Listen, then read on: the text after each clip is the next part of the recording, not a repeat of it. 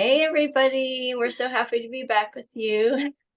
Mhm. This is Hypnotica with Chantelle and Melissa, and today we are talking about all of the things that we've learned from past relationships. And yikes, did I have a long list that I had to narrow down? And a lot of the points could be whole episodes. So we're we're happy to bring way more episodes. But to start off, Melissa, what is the first thing on your list? What have you learned in your past relationship? That people do not read minds. So expecting our partners to be mind readers, to know what we want, to know what we expect, what we desire is unfair.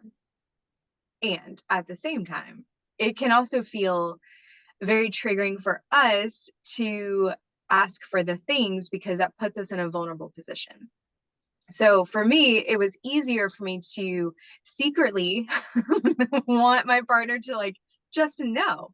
He should just know. Mm-mm.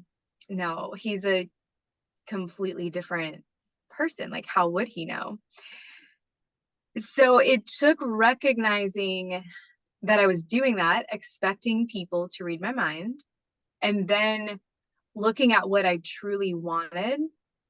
And I did this through journaling, looking at how I wanted to communicate that. So I was telling myself in my journal first to practice, and then got saying it in the journal first helped me develop the confidence to say it out loud to another person. And then learning how to hold myself if the person could not meet the need or could not show up, because also people are not obligated to meet our needs. And if they can't, then that just gives us information of what we would like to do about that or what would be best for us in that moment. Yes, can totally relate. Yesterday, I came across a bunch of quotes about relationships that kind of blew my mind. So we'll definitely be talking about them on future episodes. But yeah, it was like what to do when you're not compatible, like when you're clearly not compatible. It's like, yes, you love each other, but it's like relationships, like the whole time it's all about what's okay for you and what's not, right? Like that's what Brene Brown's boundaries definition is: what's okay for me and what's not. It's just a constant navigation of that. As we grow, certain things are going to become not okay for us or vice versa, and Mm-hmm. communicating that. Yeah, I remember when I first got married like 20 plus years ago, I read a book, or someone gave me a book. It said men read newspapers, not minds. And I was like, huh. Well, Oh alrighty then. Yeah. Who knew? Yeah. So what a good lesson in communication. Um, yeah. I had this visual today when I was thinking about like communication and all that about, well, actually I was thinking about last week's episode about the relationship checking questions. And I just had this visual of like someone blowing up a balloon, right? So when little things happen, it's not such a big deal. Like you're not necessarily going to say something in that moment if it's not the right time to say something. But over time, these little resentments get bigger and bigger, like this balloon getting bigger and bigger, and either it'll pop or you let go of it and it'll go flying around the room, right? Like you don't want in a heated situation when you're triggered for you to just like blurt out something hurtful that you didn't really mean to say. And Mm-hmm. yeah. I feel that. I feel that. Yeah, because I've done it. I've just totally fucking done it. So I'm just like, Right. um, yes. Yep. Um, my my next thing, I actually learned about this before I learned about men not reading minds. And it's my codependency. I started going to therapy on my own when I was 21 because I kept having the same exact experiences with all these different types of men. It's not like I was dating one type of man. There was all different types of men, and they would be really excited about me and then they would ghost me. So looking at that, it's like I'm the common denominator. What's going on? Which sent me to therapy. And then my therapist told me about codependency. And I was like, what is that? I learned real quick what that was. So my people pleasing behaviors were happening so I could stay safe with myself and stay safe internally. But with people pleasing, I'm not being authentic, not saying what I want and need, not showing up in a way that I truly need to show up. I was showing up in a way that was trying to get something from the men to make sure that they didn't abandon me, to behave in a certain way to make sure they didn't leave, but then they were leaving anyway. So looking at the codependency and being like, all right, how do I need to show up for myself first, choose myself, not expect these men to choose me, but how am I choosing myself? How do I show up for myself? How am I taking care of myself? And letting that lead the way with relationships. It's still a practice. I'm much better at it now than I was 20 years ago, but it's still something that comes up. It's still something I have to pay attention to. Yeah, it sure helps to understand codependency instead of just have it happen to you and wonder what's going on. Mm-hmm. Yeah, I remember reading the book, the Human Magnet Syndrome, about narcissistic people attracting codependent people. But really, what it boils down to, I found, is the responsibility for another person's happiness. That's the codependency part, and the not loving yourself, as like not filling your own cup, expecting them to fill it. And, it goes back to the reading minds thing too. Um, I also had it explained to me really interestingly about, like, imagine two circles. So you're each a circle.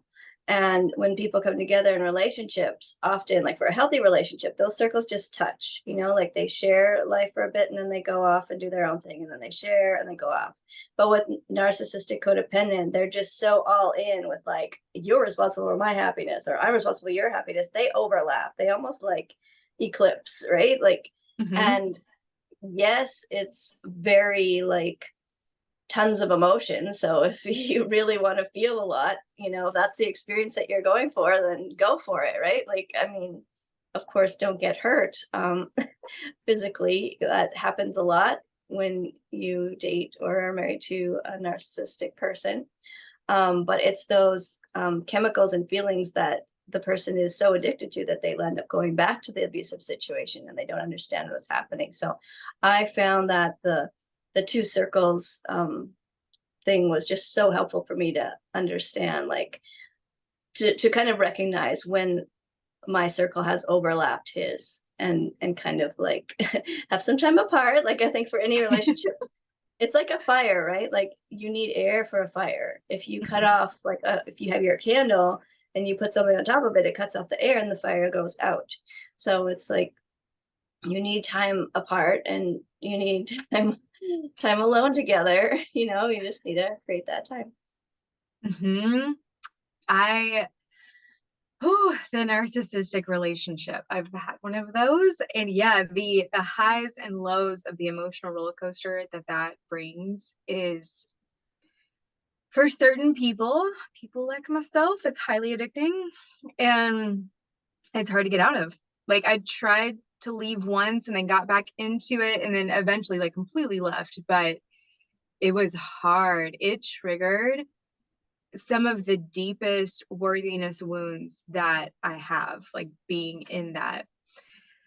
So yeah, it's no joke. I don't recommend it, That y'all. I love don't bombing, recommend it. Yeah, Oh my totally. goodness. Like your BS meter just goes off, yet you're like, Mhm. but what if they mean it? It's Yeah. like your intuition's like they don't mean it. And you're, but they could mean it. Hmm. Yeah. Oh yeah. So good at making excuses for that. So good. Mhm. Not a flex, y'all. Not a flex. No. Oh, gosh, Yeah. so many things can be said about narcissistic and codependency. Like we've got to do a Mhm. whole episode on that. Absolutely. Yes. Yeah. There's like the parental narcissism. There's relationship narcissism. Like, oh yeah.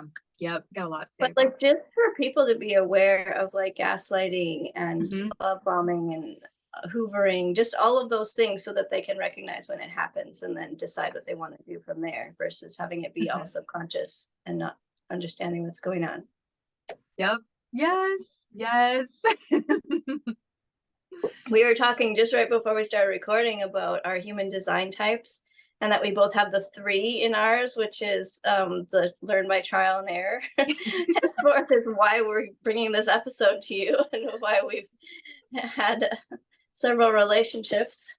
And yeah, definitely trial and error has been a thing. Yes, And you're for better. welcome, people. So now we can help you not do the same mistakes. Well, I don't like to look at life as mistakes. I just like to look at it as experiences. And what experience do you want to have? And if you learn from everything that happens, then is it a mistake? Yeah. Exactly. Yep. The last thing, which is also the biggest thing that I want to share, is with my relationships. I've been able to see a reflection of what's actually going on with me. So it's super fun and easy to blame the other person and be like, well, if they were this, then I would whatever. No, okay. So all of my relationships have inadvertently asked me to self-reflect. So I was telling Chantelle before we started that if we look at attachment style, I like to say that I'm anxious trending towards secure, because I don't fully identify with the anxious attachment anymore, because there's been enough work to happen where I'm like, I can generally be secure, but the anxious behavior is still there. And because of that, I will tend to attract people who are avoidantly attached. And looking at that a little closer, especially the past year, it's made me see the places where I have also been avoidant. So I can look like the open book, like I'm open about things, but to be truly vulnerable is still something I work through. So it's shined a big old light, especially in this past year, to look at where am I avoiding myself? Because if I'm still attracting that, there's still something in me that I am avoiding if I'm still like attracting people that lead with their avoided attachment.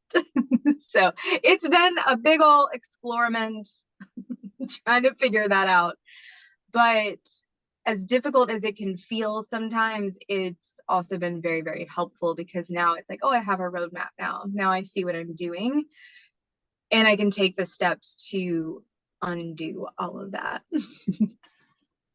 Yes, yes, yes. I think the biggest thing I learned from my 20-year marriage was about projection, or even just when I was triggered, that I tended to just blame my whatever I was feeling on them versus looking at why am I triggered, you know? Or like if I was in a bad mood, that doesn't make it his fault, right? Like it's like, Yes. yeah, and I see that so much in relationships, or even in friendships, right? Like just the projection of I'm feeling bad, so somehow that must be that other person's fault, or whoever is in my vicinity, or whoever's in the room, it's going to be somehow their fault that I'm feeling bad. No, if you're feeling bad, it's about you, not about them. Like, Yes. get a grip. Yeah. Stop projecting. Stop it. Yes. Exactly. I mean, that's just because we don't want, like, it's uncomfortable for us to look at our own stuff and be like, hey, like the Taylor Swift song, I'm the problem, it's me, right? Yep. Newsflash. Yeah. So sometimes if we can tweak what we're doing, then it will fix the issue, versus like blaming on everybody else isn't going to fix anything. Exactly. Yeah. Oh, the projection thing is huge. I also Like everyone does it. We all do it. Yep. It's just like become aware. Yeah. Totally. Yeah, because with your awareness, you then have a choice. Like, do you want to project? Maybe not. Exactly. Oh gosh, so much to be said. Another thing I learned from my marriage is that expectations repel and appreciation attracts. I love that. Yes. Now, that doesn't mean that you shouldn't have any expectations in your relationship, but you definitely should balance them out with appreciation, like we Mhm. did in our last episode with like, yeah, you've got to talk about the hard things sometimes, but you definitely want to make your partner feel appreciated. And it's not just like railing on them, like that's just going to push them further away, not make them come towards you. Mhm. Also asking them how would they like how well, not how do they receive appreciation? A Like, like love languages kind of yeah, thing too. totally. Mhm. Yeah, I was watching Love is Blind this week, and it was just so clear with one of the couples that like hers was acts of service, and she was just so, bewildered that he wasn't, doing these things for her. And his was gift giving. So he, or, like it was just like it seemed like lost in translation how they were trying to show each other love, and it just wasn't, felt. Hmm. Yeah. For sure. Yes. Yeah. Acts of service doesn't resonate with me either. I see it like when it's happening, it takes conscious effort for me to see it and appreciate it and say thank you. Yeah, because it doesn't register in my brain. Yeah. No, totally. So many more things we could talk about, but they're for further episodes. And what would you Yeah. like to talk about next time? So I want to talk about the like how do we process the ending of relationships? A lot of folks like to just push that under a rug and just get on with the next person, but we need to look at and process the hurt and the grief and the anger that comes from the ending of something. So yeah, that'll be next week's topic. Yeah, no ghosting. That's not fair. No Just ghosting. stop Please don't it. ghost. Like, Yeah, not cool. right? It doesn't No. feel so good. Mm-mm. Nobody wants to be ghosted. That, yeah, we know what that feels like. That's not fun. All righty. Till next time. Yay. Bye, y'all.